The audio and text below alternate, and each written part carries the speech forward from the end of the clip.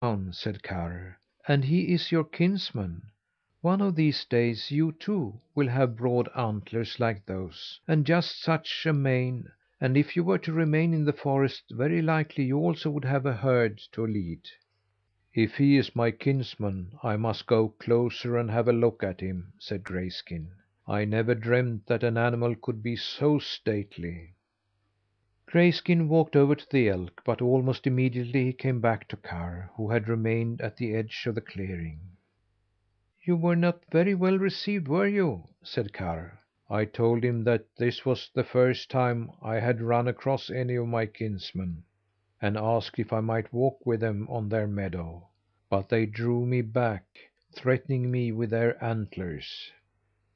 "You did right to retreat," said Karr. "A young elk bull with only one taglet crown must be careful about fighting with an old elk. Another would have disgraced his name in the whole forest by retreating without resistance. But such things needn't worry you, who are going to move to a foreign land." Karr had barely finished speaking when Grayskin turned and walked down to the meadow. The old elk came toward him, and instantly they began to fight. Their antlers met and clashed, and Grayskin was driven backward over the whole meadow.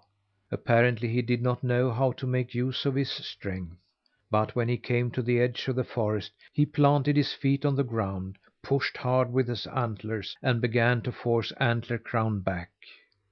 Grayskin fought quietly, while Antler Crown puffed and snorted.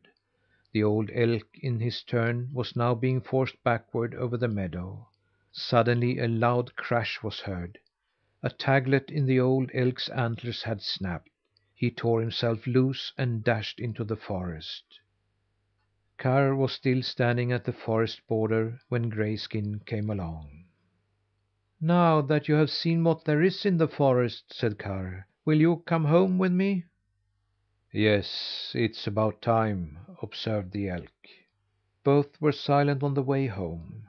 Karr sighed several times, as if he was disappointed about something.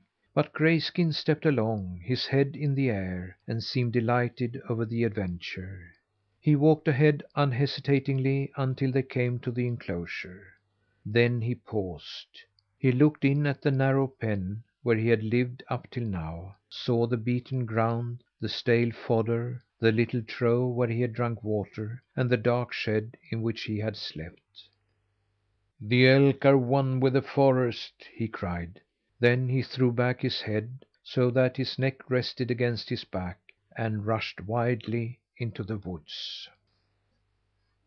End of the story of Karr and Grayskin, Part 1. Read by Lars Rolander.